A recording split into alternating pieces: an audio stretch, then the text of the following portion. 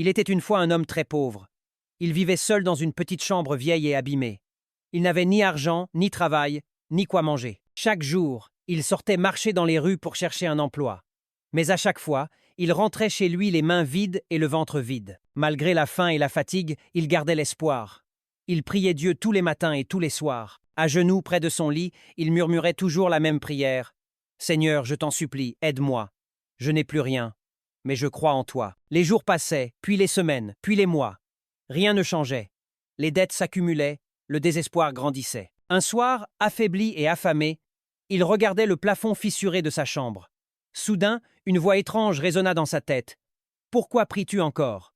Dieu t'a oublié. Moi, je peux te sauver. » Surpris, il demanda « Qui es-tu » La voix répondit avec un rire glacial. « Je suis celui qui peut t'offrir l'argent, le confort, tout ce que tu veux.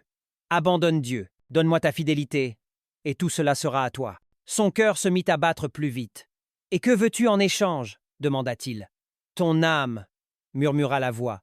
Il hésita. La tentation était grande. Dieu ne répondait pas. Peu, être avait-il été abandonné? Mais tout à coup, il se rappela les paroles de sa grand-mère.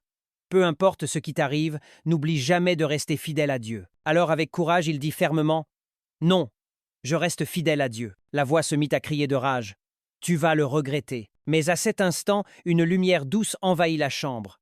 Le calme remplit son cœur. La voix disparut dans un cri lointain. Il comprit alors. Dieu l'avait entendu. Le lendemain matin, un voisin frappa à sa porte. Il lui proposa un petit travail. Ce n'était pas grand-chose, mais c'était assez pour manger et commencer à revivre. Les larmes aux yeux, l'homme chuchota. « Merci Seigneur. » Sa foi avait tenu bon et Dieu l'avait récompensé.